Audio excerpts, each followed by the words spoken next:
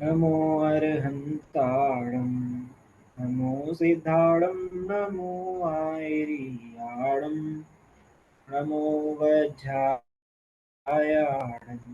नमो लोये सर्वसाहुणं मङ्गलं भगवान् वीरो मङ्गलं गौतमो गणी मङ्गलं कुन्दकुन्दाद्यो जय धर्मोऽस्तु मङ्गलम् सर्वमङ्गलमाङ्गल्यं सर्वकल्याणकारकं प्रधानं सर्वधर्माणां जयनं जयतु शासनं जैनं जयतु शासनं जैनं जयतु शासनं। हमारी चर्चा पूजा पद्धति के ऊपर चल रही है, जिसमें हमने देखा था कि सबसे पहले भाव पूजा और द्रव्य पूजा क्या होती है। उसमें भी हमने सबसे पहले पूजा का जो स्वरूप है वो समझा था कि भाई भगवान के गुणों का अनुवाद करना, गुणगान करना और अ, उन तरीका होने की भावना भाना, यह कहलाती है व्यवहार पूजा। और जो स्वभाव सम्मुख दृष्टि का होना है वह होती है निश्चय पूजा। मतलब जब भगवान से भी उपयोग हटकर अपने आत्मा की तरफ उपयोग चला जाए, उसको हम कहेंगे परमार्थ पूजा या निश्चय से पूजा। और जब अपने अंदर में उपयोग नहीं रहे, तब बाहर जो इष्ट पुरुष हैं, पूज्य पुरुष हैं, जिन्होंने हमको मुक्ति तक पहुंचने का मार्ग बताया, जिन्होंने हमको हमारी आत्मा का साक्षात्कार कराया, जो उसमें हमारे उस मार्ग को बताने में निमित्त हुए, तो उनका गुणानुवाद करना, उनके गुणों का चिंतन करना, उनका बारंबार धन्यवाद देना, यह कहलाता है व्यवहार पूजा। फिर उसके बाद हमने देखा कि कई सारी पूजाओं की रचना की गई है, स्तुतियों की रचना की गई है, जैसे दश भक्ति, भक्तामर स्तोत्र, विशापहार स्तोत्र, एक ही भाव स्तोत्र। ये सभी ज्ञानी जीवों ने इन पूजनों और स्तुतियों की रचनाएं की हैं। फिर द्रव्य पूजा और भाव पूजा, इसके बारे में हमने चर्चा करी थी। तो द्रव्य पूजा में देखा था कि भाई वचन और काया से अन्य कार्यों को छोड़कर भगवान की हम पूज्य के प्रति एकाग्र करने में लगाएं, अन्य क्रियाओं से हटाकर भगवान की अर्चना में हम अपने शरीर को लगाएं, या फिर अपने वचनों से उनका गुणगान करें, तो यह कहलाता है हमारा द्रव्य पूजा। और मन में भगवान सभी अन्य विकल्पों को दूर करके उनका ध्यान करना, उनके गुणों का चिंतन आदि करना, इस प्रकार इष्ट में अपने मन को लीन करना, यह कहलाता है भाव पूजा। अब भाव पूजा की ज़्यादा महत्ता है, द्रव्य पूजा की वास्तविकता में वैसे कम महत्ता तो नहीं कही जाएगी, लेकिन भाव पूजा का महत्व ज़्यादा है। क्यों? क्योंकि अगर भाव ही नहीं लगेंगे तो शेष जड़ की क्रिया से, शरीर की क्रिया, शरीर जो कि एक पुद्गल द्रव्य है, अनंत पुद्गल का पिंड है, तो उसकी क्रिया से हमारे आत्मा को उससे कोई ना फायदा है ना नुकसान है। लेकिन फिर भी जब अंदर भाव हमारे विभोर होते हैं, जब हम अंदर भावों में प्रभु के गुणों को समा नहीं पाते हैं, तब वो भाव हमारे वचनों में आते हैं, हमारी क्रिया से दिखते हैं। तो इस कारण से द्रव्य पूजा होती है। फिर इसके बाद हम देखा था कि पूजन के 5 अंग होते हैं। कौन कौन से अंग होते हैं? सबसे पहले होता है हमारा आवाहन, उसके बाद होता है स्थापन, फिर होता है सन्निधिकरण, फिर उसके बाद आता है पूजन, और अंतिम है विसर्जन। तो आवाहन है कि भाई भगवान को या पूज्य को बुलाने की भावना, मतलब अपने भावों में उनको आमंत्रित करना कि हे प्रभु आप हमारे यहाँ पर पधारिए, तो यह कहलाता है। उसके बाद आता है स्थापन। स्थापन भगवान को शासन पर करने की भावना। अब वैसे तो भगवान हमारे सामने सिंहासन पर मंदिर में विराजमान होते ही हैं, तो मात्र इस तरह की भावना भाना कि भगवान सिंहासन पर विराजमान हो, तो यह कहलाता है स्थापन। फिर उसके बाद आता है सन्निधिकरण। कि भाई भगवान सिंहासन पर ही क्यों बैठे हैं, वो हमारे हृदय में आके हमारे और करीब आकर क्यों नहीं बैठते। उनको अपने और पास में अति सन्निकट हृदय के सिंहासन पर बिठाने की भावना का होना, इस तरह की भावना भाना कि हे प्रभु आप मेरे हृदय में बैठिए, हृदय में विराजमान होइए, यह कहलाता है सन्निधिकरण। उसके बाद पूजन। पूजन जो है वो, जिसमें हम भगवान के गुणों का बखान करते हैं, अपनी जो भी हमारी कमियां हैं उनको भगवान के सामने बताते हैं कि वैसे तो आप जानते ही हैं प्रभु, फिर भी आज अपने दोषों को मैं दूर करने के लिए, छोड़ने के लिए आपके पास आया हूँ।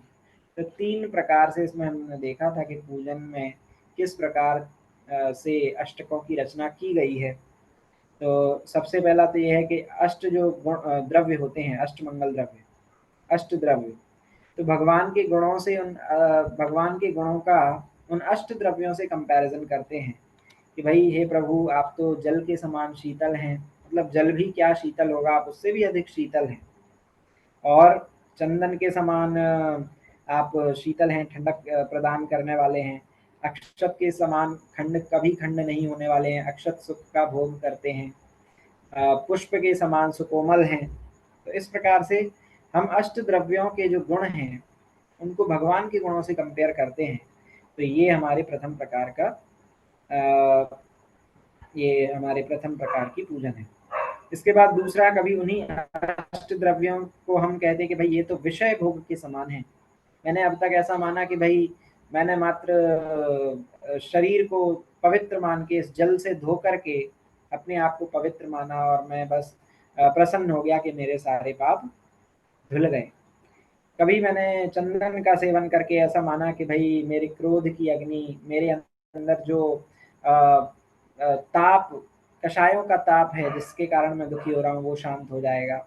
शरीर पर चंदन लगा करके मैंने अपने आप को ऐसा माना कि मुझे बहुत आनंद की अनुभूति हो रही है।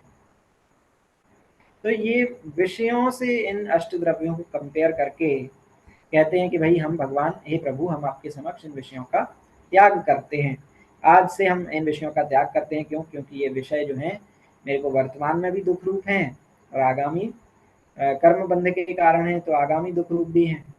इस प्रकार भगवान के समक्ष उन विषयों को त्याग करते हैं अष्ट द्रव्य का आश्रय लेकर।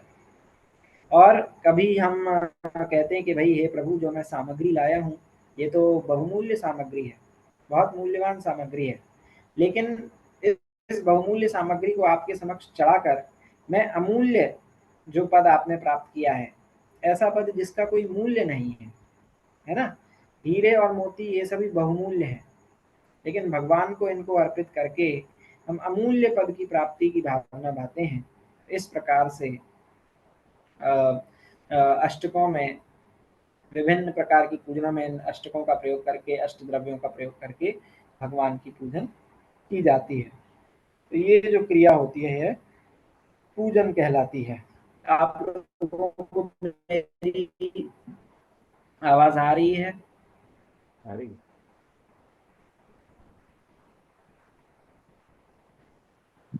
हेलो। आपकी भैया बस अटक अटक के आ रही, बाकी आवाज तो आ रही। हेलो। हाँ आ रही है। चलिए, ठीक है। हाँ, तो इस प्रकार हमने पूजन का ये अर्थ समझा था। इसके बाद हमने विसर्जन की बात की थी कि भाई जो भी हमारे से पूजन विधि में त्रुटियां हुई हैं, द्रव्य संबंधी त्रुटि या भाव संबंधी त्रुटि, कई बार ऐसा होता है कि हम पूजन करते हैं और हमारा मन कहीं और चला जाता है, कहीं किसी चीज को, किसी व्यक्ति को देखकर, किसी वस्तु को देखकर हमारा मन उसके साथ जाता है ना? तो उन ये ऐसे विकल्पों के लिए प्रभाव से भगवान के समक्ष क्षमा याचना करना और भक्ति भाव प्रकट करते हुए पूज्य की चरण शरण सदा प्राप्त करें कि हे प्रभु आपकी शरण हमको निरंतर मिलती रहे, ऐसा नहीं हो कि मैं यहाँ से जाने के बाद आपको भूल जाऊं। इस भावना के साथ ये विसर्जन किया जाता है। अब आगे हम थोड़ा और चर्चा इसके डिटेल में करते हैं, चूंकि ये जो लास्ट लास्ट की चर्चा है ये हमने थोड़ी उस दिन जल्दी की थी।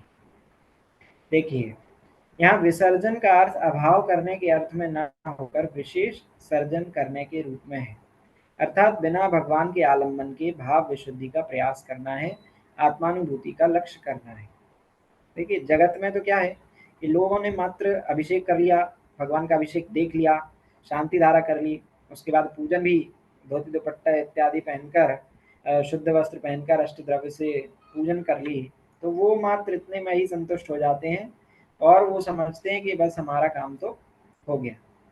लेकिन चूंकि हम स्वाध्यायी जीव हैं, हम सभी स्वाध्याय करने वाले हैं, तो क्या इतना ही करना पर्याप्त है, इतना ही करना काफ़ी है? क्या लगता है आप लोगों को? स्वाध्याय करना चाहिए। क्या मात्र भगवान की पूजन करके ही संतुष्ट हो जाना कि बस मैंने इतना कर लिया अब काफ़ी है? क्या इतना काफ़ी है? नहीं। चिंतन मनन करना चाहिए। हाँ, फिर कैसा होना चाहिए? आत्मानुभूति का लक्ष्य होना चाहिए।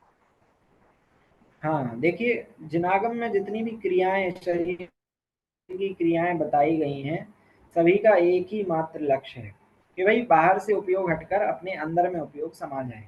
अभी तक हमारा जो उपयोग है वो बाहर वस्तुओं में घूमता रहता है, कभी विषयों में जाता है, विषयों में जाता है तो वहाँ पाप का बंध करता है, और पाप का बंध होने से वो विषयों को भोगते समय भी दुख होता है और आगामी दुख के भी वे कारण विषय होते हैं। तो एक विषय से हटकर दूसरे विषय में इस प्रकार से निरंतर बदलता रहता है।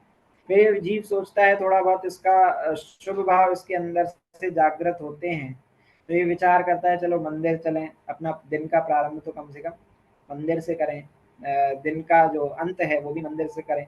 तो बीच में दिन में भी या सुबह और शाम को यह जीव मंदिर जाता है, वहाँ भगवान की पूजन करता है, स्वाध्याय सुनता है, दान इत्यादि देता है, मंदिर के कार्यक्रमों का लाभ लेता है, 10 लक्षण पर्व होते हैं या किसी और तरह के ऐसे कार्यक्रम होते हैं तो, है ना? तो इतना होने के बाद भी, इतना करके ही जीव संतुष्ट हो जाता है कि भाई मेरा काम तो इतना ही है। लेकिन चूंकि हम स्वाध्याय करते हैं तो हमको इससे यह पता चलता है कि मात्र इतना करना ही काफ़ी नहीं है, क्योंकि धर्म जो है, धर्म किसका नाम है? धर्म किसका नाम है? क्या लगता है आपको? वस्तु का स्वभाव ही धर्म। धर्म किसका नाम है? वस्तु का स्वभाव ही धर्म है, बिल्कुल सही है। लेकिन अभी हम देखें तो 3 प्रकार के भाव हम सभी के अंदर होते हैं, है ना? एक अशुभ भाव, एक शुभ भाव और एक शुद्ध भाव। अशुभ भाव, शुभ भाव और शुद्ध भाव। अब इन तीनों में से किसका नाम धर्म है? शुद्ध भाव। अशुभ भाव, शुभ भाव और शुद्ध भाव, इन तीनों भावों में से किसका नाम धर्म? शुद्ध भाव शुद्ध का नाम शुद्ध धर्म है। भाव। लेकिन वास्तविकता में आप अगर मंदिर में जाके जो लोग स्वाध्याय नहीं करते हैं उनसे पूछेंगे तो वो क्या उत्तर देंगे? तो शुद्ध भाव के बारे में उनको पता ही नहीं है कि भाई धर्म तो इन पुण्य भाव से भी हट करके कोई चीज है। आप मंदिर में जाके किसी से पूछिए कि भाई धर्म क्या है, बोलते हैं हम मंदिर आते हैं डेली, यही तो धर्म है। किसी गरीब को भोजन करा देना ये धर्म है, किसी की मदद कर देना, दया का पालन कर लेना, यही धर्म है। तो अधिकांश लोग यही मानते हैं। दुनिया में चलने वाले जितने धर्म हैं, सभी धर्म मात्र पुण्य भाव तक ले जाकर ही छोड़ देते हैं और कहते हैं कि बस यहीं तक आपका धर्म है, इसके आगे भगवान का काम है, जो भी है भगवान की मर्जी है। होता है ऐसा कि नहीं होता? लेकिन मात्र एक जैन धर्म ऐसा धर्म है जो कहता है कि भाई पुण्य और पाप दोनों भावों से भी आगे बढ़कर एक भाव है, जिनको हम कहते हैं शुद्ध भाव। वास्तविकता में वही धर्म है। क्यों? क्योंकि वही आत्मा का स्वभाव है ना? शुभ अशुभ वृत्ति एकांत दुख अत्यंत मलिन संयोगी है। जो शुभ भाव है, अशुभ भाव है, वो तो कैसे हैं? वो तो संयोगी भाव है ना? संयोगी भाव है मतलब उनका संयोग होता है, कुछ समय के लिए वो आते हैं और फिर चले जाते हैं। अभी हम यहाँ पे सभा में बैठे हैं तो अभी हमारे शुभ भाव चल रहे हैं, अभी जैसे ही इससे हटेंगे तो अशुभ भाव स्टार्ट हो जाएंगे। तो भाई जो बदलता रहता है, चेंज हो जाता है, अधिक समय तक नहीं रहता है, मतलब अधिक समय का मतलब निरंतर नहीं रहता है। और दूसरा जिस जो परद्रव्य के आश्रय से होता है, वो जीव का स्वभाव कैसे हो सकता है? वो जीव का स्वभाव नहीं हो सकता। तो फिर क्या है जीव का स्वभाव? कि भाई शुद्ध भाव, परम पारिणामिक भाव, वह जीव का स्वभाव है ना। और जब उस परम पारिणामिक भाव का आश्रय लेते हैं, तो शुद्ध भाव जिसमें ना किसी प्रकार का राग है, ना किसी तरह का द्वेष है, उन दोनों सभी प्रकार के भावों से बिल्कुल एक भाव होता है शुद्ध भाव, वही वास्तविकता में आत्मा का। और उसकी प्राप्ति करने के लिए जिनागम में सारी क्रियाओं का उल्लेख किया गया है ना। भगवान जब मुनि अवस्था में होते हैं, आहार लेने के लिए जाते हैं, आहार लेने का क्या उद्देश्य होता है? आहार लेने उनका क्या उद्देश्य होता है? आहार लेने क्यों जाते हैं? तो वो शरीर लेने।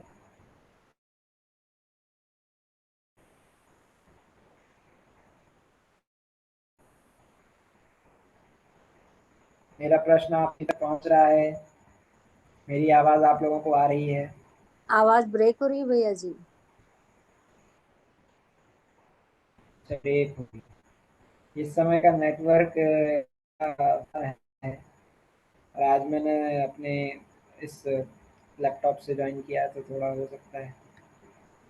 मैं पूछ रहा हूँ कि भाई राज आहार लेने जाते हैं वन में, जब उनको पता है कि शरीर अपना नहीं है, लेने के लिए क्यों जाते हैं?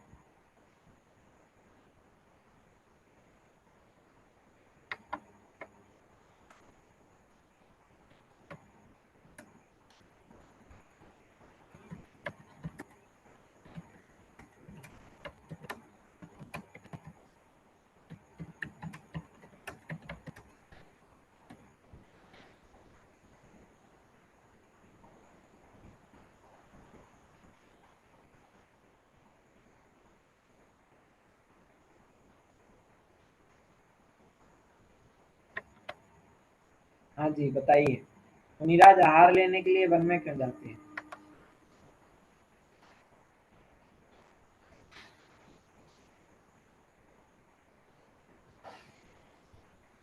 हेलो। आवाज तो आ रही है, बस सब सोच रहे हैं भैया। सोच रहे हैं। जल्दी बताइए थोड़ा। आप ही बता दीजिए भैया जी। चलिए कोई बात नहीं, मैं बताता हूँ। देखिए, मुनिराज को भी पता है कि शरीर हमसे भिन्न है। हाँ, शरीर बिल्कुल हमसे भिन्न है, मुनिराज को भी पता होता है। लेकिन अब सोचिए, ये शरीर छूट के कहाँ जाएंगे? साधना के फल में जो भी अभी तक शुभ भाव हुए हैं, सम्यक दृष्टि जीव यदि शरीर छोड़ के जाता है तो कहाँ जाता है? तो देव गति में जाता है ना। अगर किसी अन्य गति का बंध कर लिया हो, नरक गति का बंध कर लिया हो, तो नरक गति में भी जाता है, लेकिन उसकी भी कंडीशंस है। मनुष्य गति का बंध कर लिया हो तो भोग भूमि का मनुष्य होता है। त्रियंच गति का बंध कर लिया हो तो त्रियंच भोग भूमि का त्रियंच होता है। और अगर किसी गति का बंध नहीं किया हो और सम्यक दर्शन हो या मुनि अवस्था में हो, तो कहाँ जाएगा? तो स्वर्ग में ही जाएगा।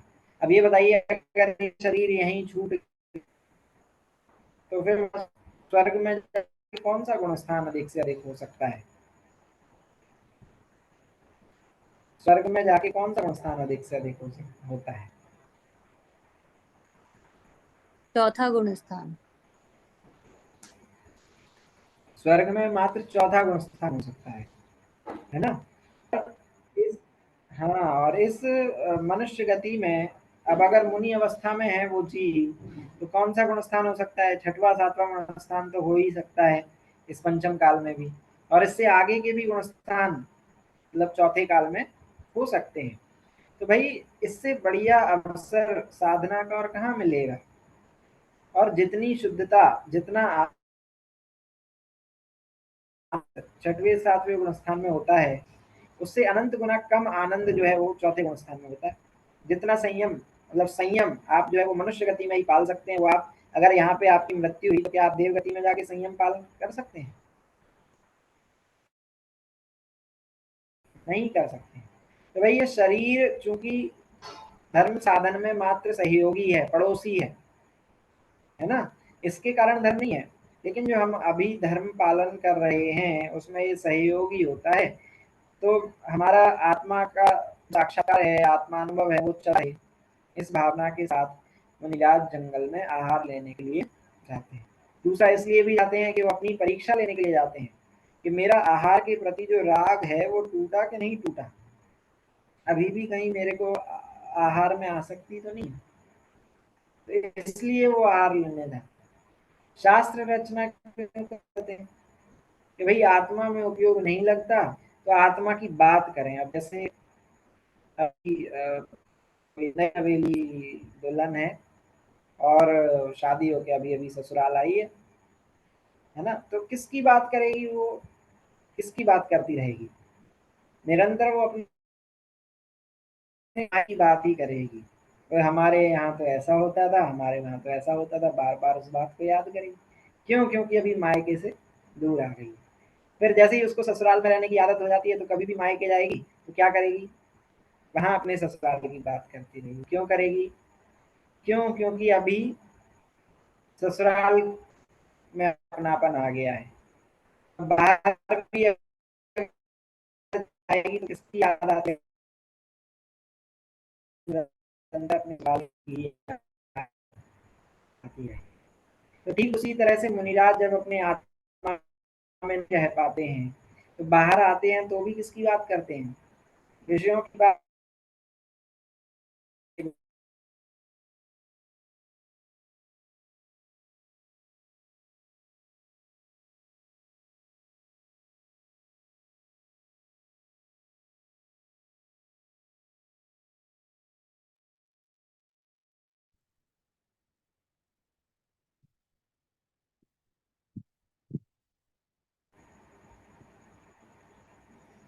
हाँ हाँ जी, वो पंक्तियां हमने सुनी ही है कि भाई दिन रात आत्मा का चिंतन, मृदु संभाषण में वही कथन। मतलब दिन मुनिराज को दिन और रात किसका चिंतन चलता रहता है? मात्र आत्मा का ही चिंतन चलता है। और मृदु संभाषण में वही कथन, जब बाहर आते हैं तो बात भी किस करते हैं?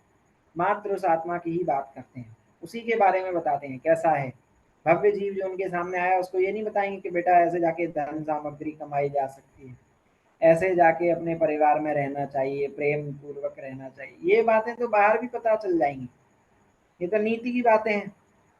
सामान्य गुरु जो हमको विद्यालय में शिक्षा देते हैं, हमारे जो बड़े बूढ़े हैं, वो भी हमको ये बात बता देते हैं। तो मुनिराज के पास जाएगा तो उसको किसकी बात बताएंगे? उसको भी अपने आत्मा की बात बताते हैं। मृदु संभाषण में वही कथन। तो इस अगर उपयोग जाए तो भी किसकी तरफ वापस आने की कोशिश करें? वापस अपने अंदर आत्मा की तरफ जाने की कोशिश करें। सारे कार्य मात्र उसी के लिए किए जाएं। यही हमारी जिनागम की सारी क्रियाओं का उद्देश्य है। तो ठीक इसी तरह से यहाँ पर भी विसर्जन करने के पश्चात हमारा क्या भाव होना चाहिए कि भाई विसर्जन करने के बाद ऐसा नहीं कि काम वहाँ पर खत्म हो गए। विसर्जन करने के बाद अब हमारा काम है आत्मानुभूति करने का, है ना। बड़े पंडित साहब कहते हैं कि करीब आधा घंटा, बहुत अच्छी बात है। अब आप उसमें से अगर आपके पास आधे घंटे का, उसके बाद 5 मिनट उस चीज का चिंतन कीजिए कि आपने पूजन में क्या पढ़ा, आपको पूजन में क्या समझ में आया। आपके सामने भगवान विराजमान है, उनको देख के चिंतन कीजिए। 5 मिनट आप उसका चिंतन कीजिए, तब आपकी पूजन की सार्थकता है। हम आधे घंटे पूजन करें, 45 मिनट पूजन करें, लेकिन उसका विचार भी नहीं करें कि हमने क्या पढ़ा। हम डेली पढ़ जाते हैं जन्म जरा मृत्यु विनाशनाय जलम निरुपामिति स्वाहा, और वहीं हैप्पी बर्थडे टू यू पे कोई हमको विश नहीं करता है तो फिर हम दुखी हो जाते हैं कि देखो भाई ये कैसी कैसी भावना है हमारी। है ना। तो इसलिए 25 मिनट अगर हम पूजन करते हैं तो भगवान की पूजन में हम क्या पढ़ा, 5 मिनट उसके चिंतन के लिए लगाएं, तो ये हम पूजन का विसर्जन होगा। विसर्जन अर्थात विशेष सर्जन, अर्थात भगवान के आलम्बन के भाव विशुद्धि का प्रयास करना है, आत्मानुभूति का लक्ष्य करना है। अच्छा, जो कोई बूढ़ा व्यक्ति होता है, चलने में असमर्थ होता है, वही लाठी लेकर चलता है। जो असमर्थ नहीं होगा उसको लाठी की आवश्यकता होगी कि नहीं होगी? उसको लाठी की आवश्यकता नहीं होगी। तो ठीक वैसे ही हम, चूंकि समझ लीजिए अभी बाल हैं, बालक हैं, धर्म मार्ग में अभी बिल्कुल नए नए हैं, तो हमको मन की ये मंदिर कभी भी बिना बिना वॉकर के चलने का भी प्रयास होना चाहिए। भगवान की प्रतिमा सामने नहीं हो और भगवान का भी आलम्बन छूट जाए तो सीखना चाहिए। ठीक है, आगे क्या कहते हैं, इसीलिए तो जयमाला का यह प्रयोजन है कि अभी जो बीच बीच में अर्घ्य चढ़ाने की व्यग्रता हो रही थी, उसे भी ना रखकर लगातार माला रूप से जयकार अर्थात पूजन करते हैं। जय डाली गई है पूजन में, जयमाला क्यों डाली गई है पूजन में? जयमाला इसलिए डाली गई है कि अभी हम बीच बीच में काफी रुक रहे थे, काफी सारे स्पीड ब्रेकर्स आ रहे थे, लेकिन अब वो स्पीड ब्रेकर्स भी इन्होंने कम कर दिए। अब लगातार बिना रुके भगवान के गुणों का चिंतन करते रहें, भगवान के चिंतन करते अपने गुणों की याद आए। जब दर्पण देखते हैं तो दर्पण देखते हैं कि भाई दर्पण देखते समय ये अपने चेहरे को देखते हैं, दर्पण देखते समय मात्र दर्पण को देखते हैं कि ये अपने चेहरे को देखते हैं? बताइए। चेहरे को देखते हैं। चेहरे को देखते हैं और क्या करते हैं? अगर चेहरे पे कोई दाग है, अगर चेहरे पर कोई गंदगी लगी हुई है, तो दर्पण साफ करते हैं कि चेहरे को साफ करते हैं? चेहरे को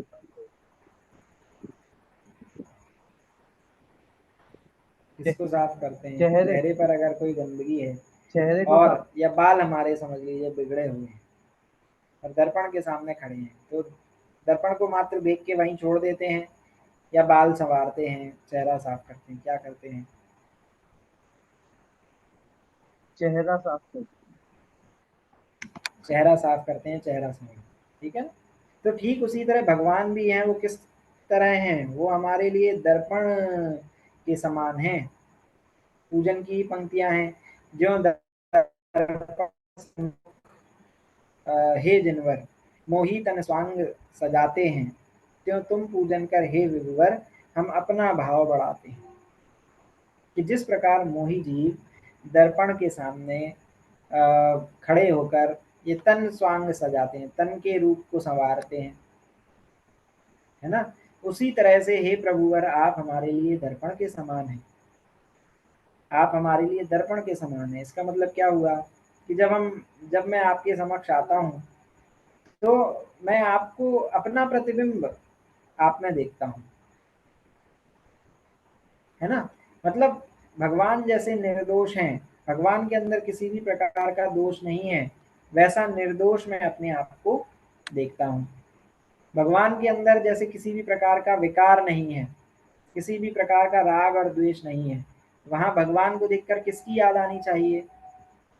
अपने शुद्ध आत्मा की याद आनी चाहिए कि मेरे शुद्ध आत्मा के अंदर भी किसी भी प्रकार के विकार नहीं है। समझ में आ रहा है मेरी बात? पहुंच पा रही है मेरी बात?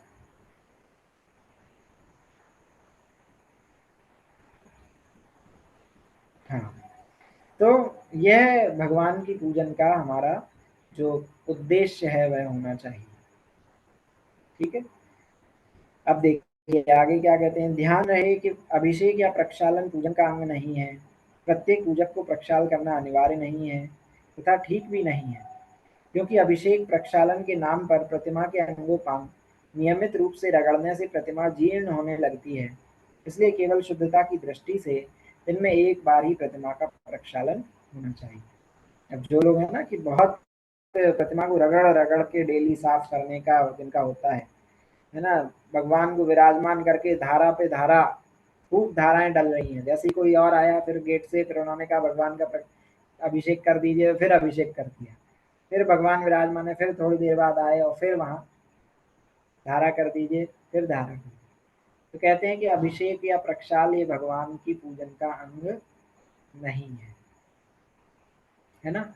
अभी मैं कल एक वर्धमान पूजांजलि जो कि एमाइन से प्रकाशित एक पूजन की पुस्तक है, उसकी प्रस्तावना पढ़ रहा हूँ। उसकी प्रस्तावना हमारे पंडित फूलचंद जी सिद्धांत शास्त्री, जो कि एक बहुत उत्कृष्ट विद्वान हुए हैं, उन्होंने उसकी प्रस्तावना लिखी है। तो उसमें उन्होंने पूजन के अंग में कई सारी जो प्राचीन काल में जो मतलब हमारे शास्त्रों में पूजन की जो पद्धति बताई गई है, प्राचीन काल में जो पूजन के अंग बताए हैं और हमारे अभी जो समाज में प्रचलित पूजन के अंग हैं, उन दोनों का कंपैरिजन किया है। उसमें उन्होंने यशस तिलक चंपू एक ग्रंथ है हमारा ही, उसमें जो पूजन के अंग हैं और अभी वर्तमान में प्रचलित हमारे पूजन के अंग हैं, उनका कंपैरिजन किया है। और भी कई सारे उन्होंने उदाहरण वहाँ पे दिए हैं कि अभी जो चलने वाली पूजन है उनमें कई सारे जो प्राचीन काल में चलने वाली जो पूजन थे उसके कई सारे अंग जो हैं वो मिसिंग हैं, मतलब हमने उनको रिप्लेस कर दिया है। तो यशस तिलक चंपू में तो जैसे हम यहाँ पे अभी प्रक्षाल की बात कर रहे हैं, मैं आपको पूरा पर्सपेक्टिव देना चाहता हूँ। मैं आपको मतलब ऐसा नहीं कि कोई चीज़ छूट जाए, हमको एक वो भी दृष्टिकोण जानने को मिले, वो बता रहा हूँ। तो उसमें भाई प्रक्षालन को भी, भगवान के प्रक्षाल को भी, अभिषेक को भी उसमें पूजन के अंग में शामिल किया गया है। अब वहाँ इसलिए शामिल किया गया है, वो भी पूजन का एक अंग है कि भाई अधिक से अधिक जीव भगवान के संसर्ग में अधिक समय तक रहें, इसलिए वहाँ प्रक्षालन को भी पूजन के अंग में शामिल किया गया है। ठीक है ना। और अधिकांश जो उनमें अंग बताए गए हैं वो प्रक्षालन से ही संबंधित है, लेकिन यहाँ पे उसके विपरीत बात कही गई है। अब क्या है, कई सारे जीवों ने प्रक्षालन को ही एक तरह से पूजन मान लिया है, लेकिन प्रक्षाल की जो क्रिया है वो मात्र प्रतिमा की शुद्धता के लिए होने वाली क्रिया है ना। हम अकृत्रिम चैत्यालयों को देखते हैं, अकृत्रिम चैत्यालय जहाँ जहाँ पर इस तीन लोक में विराजमान है ना, ऊर्ध्व लोक में भी हैं, हमारे इस मध्य लोक में भी हैं, नीचे अधोलोक में भी हैं। अब उन अकृत्रिम चैत्यालयों की कोई अभिषेक या प्रक्षालन विधि होती है क्या? कोई भी अभिषेक या प्रक्षालन विधि नहीं होती है, इसलिए वो पूजा का वास्तविकता में देखा जाए तो अंग नहीं है। लेकिन चूंकि हमारे यहाँ इतनी डस्ट आती है और कई सारे जीव जंतुओं की भी अधिकता बहुत हो गई है, कहीं कहीं बाहर भी प्रतिमा विराजमान होती है जहाँ पर किसी भी प्रकार का प्रोटेक्शन नहीं होता है, तो उनकी शुद्धता को बनाए रखने के लिए प्रतिमा के प्रक्षाल का जो विधान है, ठीक है ना। लेकिन मात्र उसको ही कर्म मान लिया जाए, धर्म नहीं तो मात्र पूजा मान, तो वैसा बिल्कुल भी सही नहीं है ना। दूसरा, प्रतिमा का प्रक्षाल दिन में एक बार ही होना चाहिए, ऐसा नहीं कि भाई 4 लोग आ रहे हैं, अलग अलग समय पर आ रहे हैं, एक बार हो गया फिर अभी 4 घंटे बाद, पहले एक 7 बजे हो गया फिर 11 बजे एक प्रक्षाल हो रहा है। तो इस प्रकार से ये जो पद्धति है वो बिल्कुल गलत है, एक बार ही प्रतिमा का प्रक्षाल होना चाहिए। दूसरा, कई कई जगहों पर, जैसे मैं टीकमगढ़ से बिलोंग करता हूँ, टीकमगढ़ एमपी में, आप द्रोणगिर का नाम आपने सुना होगा, द्रोणगिर जी सिद्ध क्षेत्र का, वहाँ पर ये स्थित है, हमारे ही जिले में ये आता है द्रोणगिर। तो वही हमारे जो मंदिर है वहाँ पर प्रतिमा जी को मात्र वस्त्र को गीला करके और उससे पोंछने का ही विधान है, मतलब उसी को वहाँ पे प्रक्षाल उसी तरह से हमारे यहाँ प्रक्षालन की विधि फॉलो की जाती है। कई कई जगह भगवान के ऊपर जल ढारने का भी जो क्रिया है उसको हम अभिषेक कहते हैं, प्रक्षाल कहते हैं, लेकिन उससे क्या होता है, प्रतिमा बहुत क्योंकि हमको उसको जल को साफ भी करना होता है, तो वो प्रतिमा जो है वो जीर्ण हो जाती है, कमजोर हो जाती है। क्योंकि पत्थर की होती है इसलिए। तो इस वजह से उसको पानी से, जल से बार-बार जैसे हम लोग नहाते हैं वैसे भगवान का वैसे अभिषेक नहीं किया जाता है। मात्र गीले कपड़े से, एक बार सूखे कपड़े से, उसके बाद गीले वस्त्र से भगवान का प्रक्षालन किया जाता है और कम से कम भई उसमें मतलब गंधोदक हो, जिससे कि उसको उसका निस्तारण भी हम आसानी से कर सकें, उसकी अवहेलना नहीं हो, इस तरह से ये कार्य किया जाता है। हाँ जी, पूछिए प्रश्न। भैया जी, ये ओपन जी। में इतनी प्रतिमाएं होती बड़ी बड़ी, तो वहां तो इतने जानवर और ऐसे बैठते हैं प्रतिमा पे, तो वो फिर ऐसे कैसे, क्यों इतनी बड़ी देखिए प्रतिमाएं बड़ी खड्डे में होती प्रतिमाएँ, है, उनको पैक मतलब पैक क्यों नहीं करते? हाँ, अब क्यों नहीं करते, ये तो देखिए भव्यता भगवान की बनी रहे। जीव दर्शन करने आए तो किसी प्रकार की बाधा नहीं हो, दृष्टि में कोई बाधा नहीं पड़े, देखने में उनको ऐसा कोई बाधा महसूस नहीं हो, इस वजह से कभी उनको पैक नहीं किया जाता है। लेकिन कर देना चाहिए, क्योंकि उससे अभी हम देख रहे हैं ना किस तरह से जो अज्ञानी जीव होते हैं वो चढ़ जाते हैं वहाँ भगवान के ऊपर और फिर अशुद्ध करते हैं, और अपमान भी उससे हमारे भगवान का होता है। तो वैसे तो कर देना चाहिए, लेकिन फिर भी अगर ऐसे विराजमान होती हैं प्रतिमाएँ, तो उनका जो प्रक्षाल है वो मतलब जिस तरह से हम जल ढार कर करते हैं, साफ कर सकें, तो इस तरह से होना चाहिए, उसमें कोई दोष नहीं। लेकिन उसमें भी अवहेलना नहीं होनी चाहिए, जो गंधोदक है वो पैरों में नहीं आना चाहिए, इसका हमको विशेष ध्यान रखना चाहिए। हाँ जी, दीपक अंकल।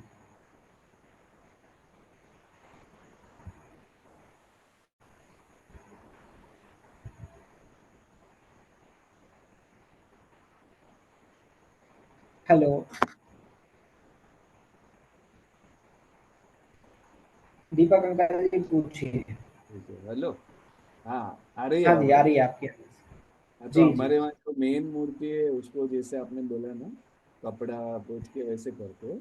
और जो जो बाकी की हाँ, छोटी प्रतिमा रखी है, छोटी प्रतिमा को जल से अभिषेक करते हाँ, ठीक है, इस प्रकार भी चलेगा। ये धातुओं की प्रतिमाएँ होती हैं, उनमें हम कर सकते हैं, क्योंकि उनमें जीर्ण-शीर्ण होने का ऐसा कोई मतलब चांस कम है, तो हैं। धातु की प्रतिमा का करते हैं, जल से अभिषेक। है ना? हाँ, कोई भी प्रश्न नहीं? चलिए। तो इस प्रकार इसका विधान है। अब देखिए आजकल समाज में काफ़ी ज़्यादा शांति धारा भी प्रचलित है। अपने मुमुक्षुओं में तो इसका प्रचलन कम है, नहीं के बराबर ही है। लेकिन समाज के अन्य मतलब हिस्सों में जो है इस शांति धारा आजकल काफ़ी प्रचलित हो गई है। लोग जो स्वयं प्रक्षाल नहीं कर पाते हैं, या जैसे कोई विशेष अवसर है या किसी विशेष दुख से वो गुजर रहे हैं, तो उससे बचने के लिए वो ये शांति धारा कराने का प्रचलन आजकल बहुत चल गया है। तो इस संबंध में हमारे दिल्ली के डॉक्टर सुदीप जी शास्त्री हैं, विद्वान हैं, प्रोफेसर हैं वो, और जयपुर से शास्त्री विद्वान हैं। तो उन्होंने इसके ऊपर पूरा बहुत बड़ा एक लेख श्रृंखला जो है हमारे लॉकडाउन के समय पर चलाई थी, कि जो शांति धारा करना है वो कितना सही है। तो उस लेख श्रृंखला को हम अवश्य पढ़ें। वो पुस्तक जो है वो आपको अवेलेबल हो सकती है। साथ में मैंने भी अपनी एक वेबसाइट पर उनके कुछ लेख जो हैं उस श्रृंखला के लगभग 8-10 लेख जो हैं वो अपनी वेबसाइट पर डाले हैं। तो आप वहाँ से भी इसको पढ़कर और अच्छे से समझ सकते हैं। हमको पता होना चाहिए कि यह सही है या गलत है। ठीक है? ये शांति धारा के ऊपर भी हमको इसके बारे में जानना चाहिए। ठीक है? अब आगे देखते हैं। जिनालयों में अनंत चतुष्टय को प्राप्त तीर्थंकरों की प्रतिमाएं स्थापित की जाती हैं। हुंडावसर्पणी काल के प्रभाव से रागी द्वेषी देवी और देवताओं की प्रतिमाओं को स्थापित करने का मिथ्या प्रचलन प्रारंभ हुआ है। धर्मेंद्र, पद्मावती, क्षेत्रपाल आदि की कल्पित प्रतिमाएं स्थापित करके उनकी पूजन की जाने लगी है। अब देखिए कि कैसी मतलब हुंडा सरपणी काल अभी चल रहा है। तो इस कारण से जो अदेव हैं, जो वास्तविकता में देव नहीं हैं, उनकी प्रतिमाएं भी हमारे जिन मंदिरों में विराजमान होने लगी। लेकिन जिन मंदिरों में विराजमान होना ही कोई आश्चर्य की बात नहीं है। आश्चर्य की बात तो ये है कि भाई हम नमोकार मंत्र पढ़ते हैं, नमोकार मंत्र में वीतरागी भगवान, वीतरागी मुनिराज को नमस्कार किया गया है।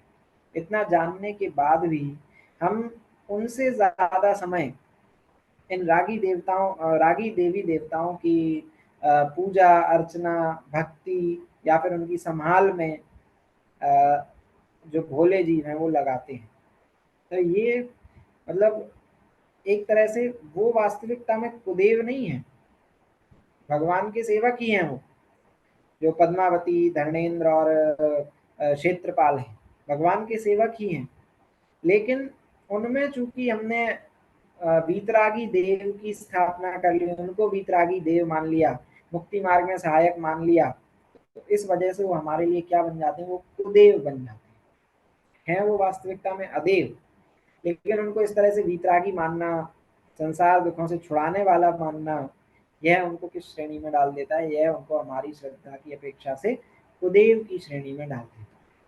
तो भाई एक बहुत ही अच्छा इसको समझाने के लिए उदाहरण दिया जाता है कि भाई आपकी अगर राजा से डायरेक्ट पहचान हो तो आप उसके द्वारपाल से जाके मेल मिलाप बढ़ाएंगे कि नहीं बढ़ाएंगे। आपकी सीधे प्राइम मिनिस्टर से पहचान है, अब ये बताइए आप उनके सेक्रेटरी से कितने ज्यादा मेल मिलाप बढ़ाएंगे, कितना ज्यादा उसको प्रसन्न करने की कोशिश करेंगे, करेंगे कि नहीं करेंगे। नहीं करेंगे। द्वारपाल से डायरेक्ट। जब हम प्राइम मिनिस्टर से सीधे पहचाने तो हम उसके बॉडीगार्ड को, सेक्रेटरी को क्यों हम प्रसन्न करने की कोशिश करेंगे, बिल्कुल नहीं करेंगे। क्यों? क्योंकि हमको पता है कि भले ही बॉडीगार्ड बाहर से दिखता हो कि भाई ये बलशाली है ना, लेकिन जब हमारी सीधे प्राइम मिनिस्टर से ही पहचान है तो हम उससे अपना दुख कहेंगे, उससे अपने दुखों का समाधान चाहेंगे कि बॉडीगार्ड के पास जाएंगे। जब हम लौकिक में ऐसा नहीं करते हैं तो फिर हम इस धार्मिक क्षेत्र में आके इसके ऊपर विचार क्यों नहीं करते। हमारी पहचान तीन लोक के नाथ से है ना। जो इन देवी देवताओं का जो राजा होता है, इनमें सर्वोच्च होता है, वो होता है सौधर्म। वो सौधर्म इंद्र भी मतलब जिन तीर्थंकर की हम वंदना करते हैं, उन तीर्थंकर की बाल्य अवस्था में आकर उनको नमस्कार करता है। सोचिए जब उनकी वीतरागी अवस्था हुई नहीं है, अभी अनंत चतुष्टय भी प्रकट नहीं हुए हैं, तब वो उनकी अर्चना करता है।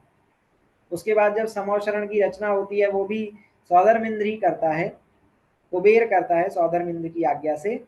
तो वहां पर ऐसा कहा गया है कि भाई वो समझ लीजिए एक जैसे पिल्ला होता है ना, कुत्ते का छोटा सा बच्चा, जैसे वो में आता है, आवाज निकालता है और अपना सर्वस्व जो है वो अपने मालिक के हाथ में दे देता है। इस तरह से वो सौधर्म इंद्र जो होता है वो भगवान के सामने खड़ा होता है। और ऐसे एक इंद्र नहीं, 100 इंद्र भगवान के सामने समो शरण में विराजमान होते हैं। 100 इंद्र मतलब जितने भी नारकियों का तो कोई इंद्र नहीं होता, देवताओं के जितने इंद्र हैं, मनुष्यों का, त्रियंशों का, जो इनमें प्रमुख हैं, ऐसे 100 इंद्र जो हैं वो भगवान के समो शरण में विराजमान होते हैं, उनको शीश नवाते हैं, उनके जैसा बनने की भावना पाते हैं। और जो भोले जीव हैं वो किससे अपने विषयों की पूर्ति कराने के लिए किससे प्रार्थना करने जाते हैं, इन रागी देवी देवताओं के पास है। ये विचारणीय बात है कि नहीं है। हमको भी अगर कोई भव्य जीव दिखे जो मतलब समझदार हो, मात्र किसी के कहने से किसी बात को फॉलो नहीं कर रहा हो, अगर उसमें समझने की जिज्ञासा हो, तो हमको उनको भी संबोधन देकर इस बात को समझाना चाहिए कि भाई सेवा करना है तो मात्र वीतरागी देव की सेवा कीजिए। सेवा करने का अर्थ ये नहीं है कि उनके हाथ पैर दबाइए, क्योंकि उनके हाथ पैर हैं ही नहीं, उनको दर्द ही नहीं है हाथ पैरों में कि उनके हाथ पैर दबाए जाएं। सेवा करने का अर्थ है कि जैसा उनका आचरण है, जैसा उनके गुण हैं, वैसे गुण अपनी पर्याय में प्रकट करने का पुरुषार्थ करना चाहिए, ये हम उनको समझा सकते हैं, है ना। तो इन देवी देवताओं को पूजने का कोई भी मतलब लॉजिक नहीं है, इस बात को हम भली भांति समझें। देखिए, जब नाग और नागिन तुम्हारे वचन उर्धर सुर भये, वे जो आपकी भक्ति करें वे दास उनके भी भये, वे पुण्यशाली भक्त जन की सहज बाधा को हरें, वे आपकी पूजा करें वांछा न पूजा की करें। ये पार्श्वनाथ पूजन जो है बड़े पंडित जी द्वारा रचित, उसकी पंक्तियां हैं, उसकी जयमाला की पंक्तियां हैं। क्या कहते हैं कि हे भगवान, आपकी आराधना के प्रभाव से जो नाग और नागिन का जोड़ा है वो क्या बन जाता है, वो देव बन जाता है, धर्मेंद्र और पद्मावती बन जाते हैं। इससे क्या प्रूव होता है कि हे भगवान, अगर मैं भी आपकी भक्ति करूंगा तो मेरे भी जो सारे दुख हैं, मेरे भी जो पर्याय में अभी मेरे को दुख का अनुभव हो रहा है, वो सारे दुख समाप्त हो जाएंगे, वो सारे दुख दूर हो जाएंगे। और जो कोई भी आपकी पूजा करता है, जो कोई भी आपकी सेवा करता है, आपकी अर्चना करता है, पुण्य के प्रभाव से उसके सारे दुख दूर हो जाते हैं। उसको किसी के पास हाथ जोड़ के हेल्प करने के लिए, हेल्प मांगने के लिए जाना नहीं पड़ता। और सारे जीव क्या है कि भाई धर्मेंद्र पद्मावती जी के पास क्यों जाते हैं कि भाई इन्होंने हमारे भगवान की रक्षा करी। अब बताइए, अनंत चतुष्टयवंत जिनके एक छोटी वाली उंगली में भी इतनी शक्ति होती है कि 3 लोग को पलट दें, उनको उनकी कोई रक्षा कर सकता है क्या? उनको किसी की रक्षा की आवश्यकता है? हम फिर उनके पास क्यों जाते हैं? और वो उन्होंने मात्र अपना विकल्प जो है उसकी पूर्ति करी थी, उन्होंने किसी भी प्रकार से भगवान की कोई रक्षा नहीं करी। और जो भी जीव भगवान की अर्चना करता है वो उनके भी दास हो जाते हैं। ऐसे तो शास्त्रों में कई सारे उदाहरण मिल जाएंगे कि भाई किसी का पाप का उदय आया ज्ञानी जीव का, और वहीं पर जैसे सीता सती का हमने उदाहरण सुना है कि भाई उनकी अग्नि परीक्षा हो रही थी, तो अग्नि में जैसे ही उन्होंने पैर रखा वैसे ही उनकी अग्नि का जल हो गया, वहां कमल की रचना हो गई और कमल के ऊपर वो विराजमान हो गई। इस तरह से वो अग्नि परीक्षा में पास हो गई। तो ऐसे तो कई उदाहरण मिल जाएंगे कि भाई ज्ञानी जीव है, कोई पाप का उदय चल रहा है और वहीं उसका ऐसा कर्म का उदय आ जाए कि ये देवगण उसकी सेवा करने, रक्षा करने के लिए आ जाएं।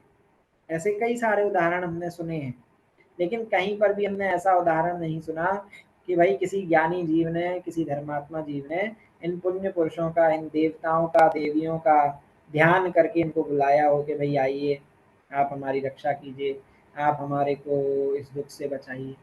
ऐसे आपको एक भी उदाहरण शास्त्रों में नहीं मिले। तो ये विचार करने की बात है कि वे आपकी भक्ति करें, वे आपकी पूजा करें, वांछा न पूजा की करें। वो भी आपकी पूजा करते हैं, उनको ये पूजा की आशा नहीं है कि भाई हम उनकी पूजन करें। वो स्वयं भगवान की भक्ति में लीन है, तो जो भगवान की भक्ति में लीन होते हैं वो उनके भी दास हो जाते हैं। वे पुण्यशाली भक्त जन की सहज बाधा को है, जिनका पुण्य होता है तो सहज वो अपनी बाधाएं दूर करते हैं, है ना। अगर हमारा भगवान के सामने जाने के बाद या उसके बाद में अगर पुण्य का उदय होगा, किसी भी ऐसी परिस्थिति में अगर हम फंस जाते हैं, विपरीत परिस्थिति में अगर हमारा पुण्य का उदय होगा तो स्वयं ही निमित्त वहां उपस्थित हो जाएगा जो बाधा को हर लेगा। तो फिर इनके पास जाने का कोई भी लॉजिक नहीं बनता है। कैसे भी किसी भी परिस्थिति में हमको इनकी शरण में नहीं जाना चाहिए, इनको पूज्य नहीं मानना चाहिए। पूज्य तो मात्र एक वीतरागी भगवान वीतरागी मुनिराज ही हमारे धर्म में बताए गए हैं, उसके अलावा और कोई भी पूज्य नहीं। समझ में आया? समझ में आया? हाँ जी, ठीक है। अब देखिए बस थोड़ा सा और बचा है, आगे कहते हैं दुष्म काल के प्रभाव से भगवान की प्रतिमाएं भी उपसर्ग सहित विराजमान की जा रही हैं। केवलियों के केवल ज्ञान संबंधी 10 अतिशयों में उपसर्ग के अभाव रूप एक अतिशय बताया गया है, क्योंकि केवल ज्ञान प्रकट होने के साथ ही भगवान पर होने वाला कोई भी उपसर्ग स्वयं ही समाप्त हो जाता है। है ना। कहते हैं कि भाई हम क्या करते हैं। हाँ, दीपक अंकल जी पूछिए। जो पहले के मंदिर है ना, जो पुराने मंदिर, हाँ उसमें मतलब यक्ष यक्षिणी रहते हैं, जी, उसका क्या रीजन है? देखिए पहले के जो जीव थे वो ऐसा मानते थे कि भाई ये भगवान के मंदिर की रक्षा करने वाले मतलब जीव हैं, कोई उनसे भगवान की रक्षा होगी इस प्रकार की कोई मान्यता नहीं है। जैसे आप लोगों ने वन देवता के बारे में सुना होगा, मतलब क्या हुआ, मतलब वो वहाँ वन में रहते हैं तो वन देवता कहलाने लगे हैं। तो ठीक वैसे ही अब भगवान है, भगवान का मंदिर है, तो देवों के अंदर भी कौतूहल होता है। जैसे अधिकतर जो जीव जो ये देव होते हैं वो व्यंतर देव होते हैं। व्यंतर देव स्वभाव से ही कौतूहली होते हैं, मतलब उनको मजे करना, खोज खबर लेना, है ना, या यहाँ वहाँ घूमना, इनका बहुत वो अंदर से रहता है, मतलब ऐसा उनका स्वभाव ही रहता है। ऐसी उनकी गति संबंधी औदैहिक भाव ही रहते हैं कि उनको मजे लेने में, परेशान करने में बहुत आनंद आता है। कौतूहली होते हैं, कौतूहल प्रिय होते हैं। तो वो भी जैसे तीर्थ क्षेत्रों पे ये यक्ष यक्षिणी जो होते हैं उनकी आकार बना दिए जाते हैं, तो वो भगवान की प्रभुता को ही बता रहे हैं कि भाई ऐसे ऐसे देव और देवियां भी भगवान की सेवा में लगे हैं। हम क्या कर रहे हैं, हम इनकी सेवा में लगना चाहते हैं। तो ये बताने के लिए इनको बनाया जाता है। देवगण भी आके भगवान की सेवा में लगते हैं, ये बताने के लिए उनकी प्रतिमाएं बनाई जाती हैं। और कोई प्रश्न।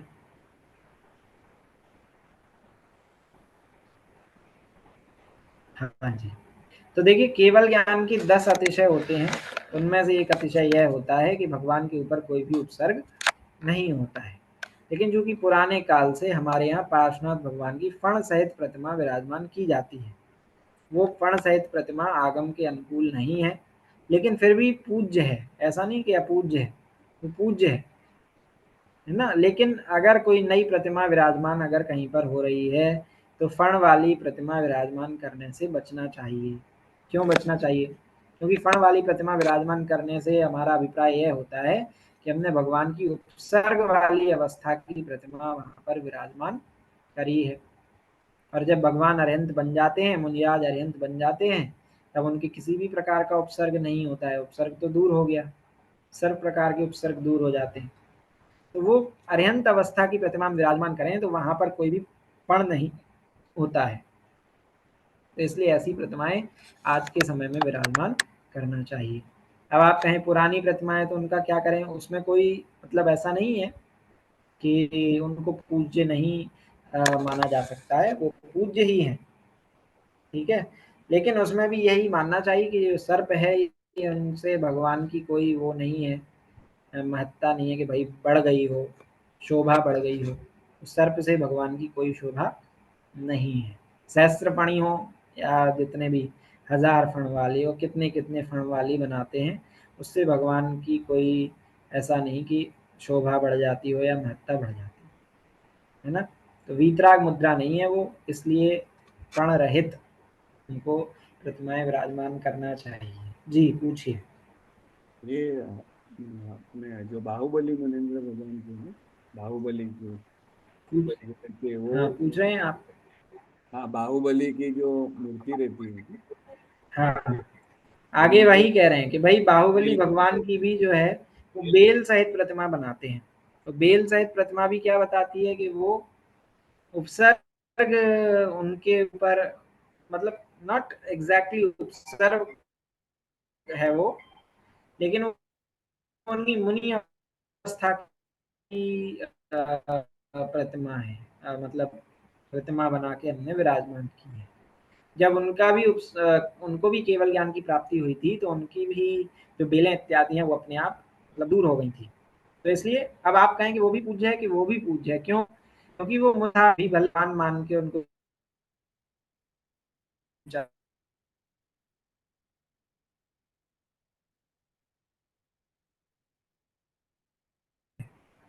तो मुनि अवस्था पूज्य है कि नहीं है? यदि वीतराग मुद्रा है तो अवश्य पूज्य, तो मात्र भी पूज्य नहीं है, ठीक है।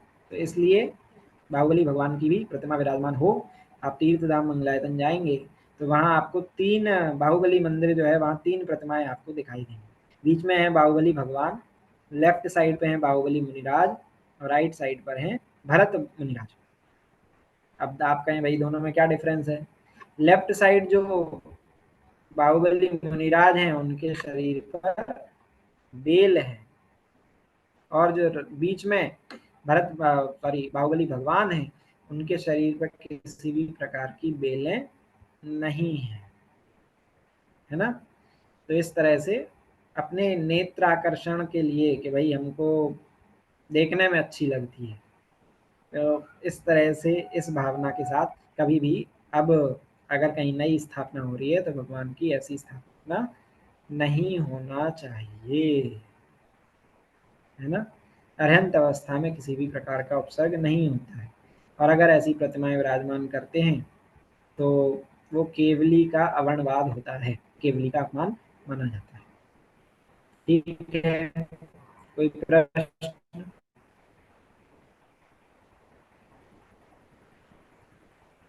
ठीक है, अभी देखिए लास्ट चीज क्या कहते हैं, द्रव्य क्षेपण में भी अचित द्रव्य ही लें क्योंकि जैन धर्म अहिंसा प्रधान धर्म है ना। अभी जीव क्या करने लगे हैं, फल चढ़ाने के लिए वास्तविक फलों का, सचित फलों का केला चढ़ा रहे हैं। मतलब पहले ज्यादा होता था, आजकल भी होता है, 20 पंथी परंपरा है उसमें इन सचित की परंपरा है ना। रात्रि में पूजन करने की परंपरा है, उसमें भी सचित फलों से भगवान की पूजन करते। तो वो सही नहीं है, क्यों नहीं है? क्योंकि भाई भगवान इतने परम वितरागी परम अहिंसक, उनके हम इन हिंसक द्रव्यों से पूजन कैसे कर सकते हैं? और जहां पर हमने पूरी जो है उनमें उनको भी हमने स्थापना निक्षेप से अपने यहाँ पर विराजमान किया है, तो फिर हम इन अष्ट द्रव्यों में स्थापना निक्षेप से मानकर भगवान की अपने उन पूज्य की अर्चना क्यों नहीं कर सकते, है ना। आप कहते हैं कि भाई चलिए हम धूप चढ़ाएंगे, हम असली धूप चढ़ाएंगे, ठीक है भाई। तो जो जल चढ़ाया जाता है भगवान की वास्तविक पूजन में वो क्षीरोदधि का जल होना चाहिए। ला सकते हैं आप क्षीरोदधि का जल? चंदन चढ़ाना चाहिए, मलयागिरी चंदन लाना चाहिए। मलयागिरी चंदन बेस्ट टाइप ऑफ चंदन है। ला सकते हैं मलयागिरी चंदन? नहीं ला सकते। तो फिर जब इनमें हम स्थापना करके अपने सामान्य से कुएं नदी जल की स्थापना करके सामान्य से चंदन में मलयागिरी चंदन की स्थापना करके भगवान को अर्पित कर सकते हैं, तो फिर ये फल में, धूप में या दीप में, इसमें हम स्थापना करके भगवान को समर्पित क्यों नहीं कर सकते? तो ये कुतर्क है कि भाई हम तो भाई भगवान के आगे धूप में ही वो खेएंगे, वास्तविक धूप चढ़ाएंगे। तो भाई भगवान ही हमारे स्थापना निक्षेप के हैं, भगवान की भी हमने सामने स्थापना ही की है पत्थर की प्रतिमा में, तो फिर इन द्रव्यों में हम स्थापना क्यों नहीं कर सकते? बिल्कुल कर सकते हैं। तो अहिंसक विधि हमको अपनाना चाहिए अचित्त फलों का। अचित्त मतलब होता है जीव रहित, जिसमें कम से कम जीवों की हिंसा हो, ऐसे द्रव्यों से भगवान की पूजन की जाना चाहिए, है ना।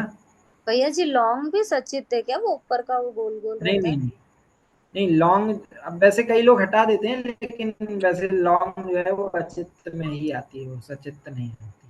सूख के हमारे पास है ना वो, तो उसमें वो जाता है, मतलब वो छोड़ देता है, वो मात्र शरीर बचता है, तो वो अचित्त में ही काउंट होती है। ठीक है, साथ में हमारे यहाँ चीनी के लड्डू नहीं चढ़ाए जाते। क्यों नहीं चढ़ाए जाते? कि भाई आप चीनी के लड्डू चढ़ाएंगे तो उसमें क्या लगेंगी? चींटियाँ लगेंगी। फिर उठाने रखने में अब आजकल इतने ऐसे जीव तो रही नहीं है, मतलब आप सिर्फ, मैंने अभी तक अपने जीवन में एक ही ऐसा मंदिर देखा है। मैं आपको प्रोफेसर सुदीप जी के बारे में बता रहा था, वो दिल्ली में रहते हैं, प्रोफेसर हैं। मैं एक बार उनके यहाँ गया था विधान कराने के लिए, जब मैं दिल्ली में पढ़ाई करता था। उन्होंने विधान करने के लिए मेरे को अपने वहाँ पर बुलाया था। तो जब मैं पहुँचा तो वहाँ 5 साढ़े 5 का समय था और मंदिर जी में 4-5 लोग द्रव्य तैयार कर रहे थे। वो पंडित जी भी, मतलब चूंकि वो शास्त्रीय विद्वान है तो हम पंडित जी भी बोलते हैं, ताऊ जी बोलते हैं वैसे। वो भी द्रव्य सामग्री तैयार करा रहे थे। द्रव्य सामग्री तैयार हुई, चलिए कोई बात नहीं, ये तो सामान्य सी बात है, हम भी मंदिर में कभी जाके हेल्प करते हैं। सब पूजन विधान हुआ, सब संपन्न हुआ, उसके बाद विधान खत्म हो गया तो उन्होंने कहा कि आप बैठिए, हम अभी मंदिर की पूरी साफ सफाई करके मंदिर को ताला लगा के फिर आते हैं। तो उनके सारे परिवार ने मंदिर की साफ सफाई करी, जो भी विधान हुआ था सारी साफ सफाई उसकी करी, द्रव्य कैसे क्या, सामग्री को कैसे क्या करना है। और मात्र सामग्री ही नहीं, झाड़ू लगाना, टेबल्स को सही से जमाना, रखना, जगह करना, चटाइयों को उठा के रखना, ये सभी कार्य उन्होंने किए। बोले जब हमने यहाँ पर मंदिर बनवाया था, है ना, यहाँ पे हमने समाज में भी उसे कहा था कि भाई कोई करे या नहीं करे, हम अपने मंदिर में माली नहीं रखेंगे। हमने चौकीदार रखा है जो रात को जरूर यहाँ पे सोता है, लेकिन हम माली अपने मंदिर में नहीं रखेंगे। क्यों नहीं रखेंगे? तो 3 लोग के साथ हमारे भगवान, और हमारे भगवान की सेवा हम किसी और से कराएं, ये कहाँ तक सही है? वो कितने मतलब विवेक से वो कार्य करेगा, उसको तो पैसे मिल रहे हैं, तो जितना बन पड़ेगा वो उतना करेगा। लेकिन ज्यादातर तो जीव हिंसा होने के चांसेस हैं। अगर झाड़ू लगानी है मंदिर में, तो कितने परसेंट चांसेस है कि भाई वो विवेक से कि भाई कोई चींटी इत्यादि ना मरे, मरे, इस तरह देख कर वो मंदिर लगाए, बहुत चांसेस। इसलिए मेक श्योर करिए कि हम, मैं होता मैं ही करता हूँ। अगर मैं बाहर हूँ या मेरे होता है तो मेरे बच्चे करते हैं, या मेरी वाइफ है वो करती है। तो मैंने बस वहीं पर ये चीज़ देखी है ना। तो इसलिए चींटियों के आने के वजह से हम ये लड्डू इत्यादि जो हैं शक्कर के बने हुए ये नहीं चढ़ते हैं, तो उनकी जीव हिंसा से बचा जा सके, इसलिए हम जो श्रीफल है, जो कि मोक्ष रूपी फल आने वाला है, उसको दर्शित करता है, हम श्रीफल भगवान को करते हैं। ऐसी कई सारी इसके ऊपर बातें की, क्या सही है क्या गलत, इन बातों के ऊपर चर्चा करी।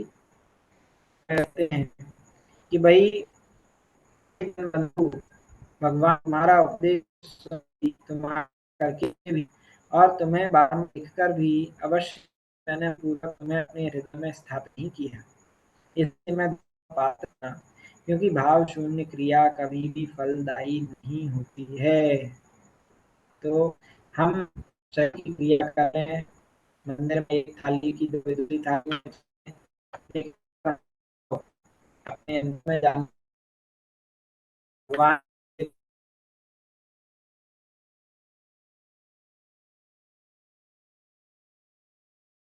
आवाज नहीं आ रही।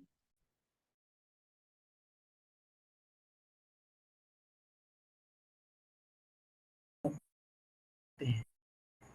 मैं भी भगवान की तरह शुद्ध स्वरूपी हूँ, इस तरह का विचार हमारे अंदर नहीं आता है, तो उनका हेलो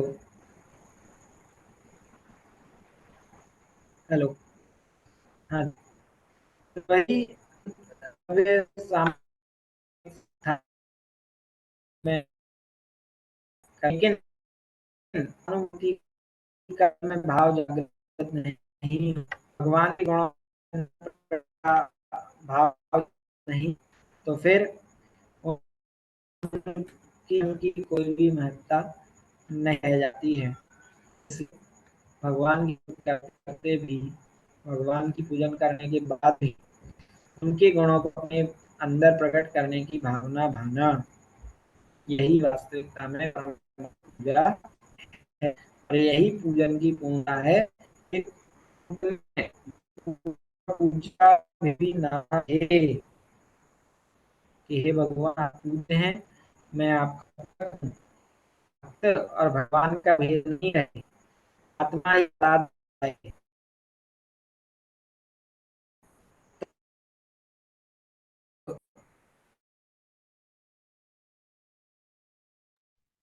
भैया आपकी आवाज बिल्कुल भी नहीं आ रही।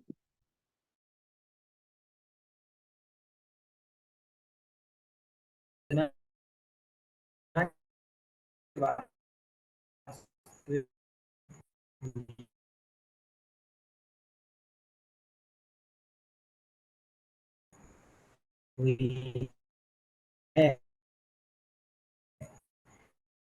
ऐसी वायु पूजन हम भी करें, हम भी इसको सीखें और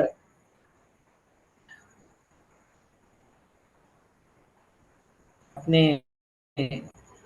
पूजन विधि को और सुदृढ़ करें और सार्थक करें।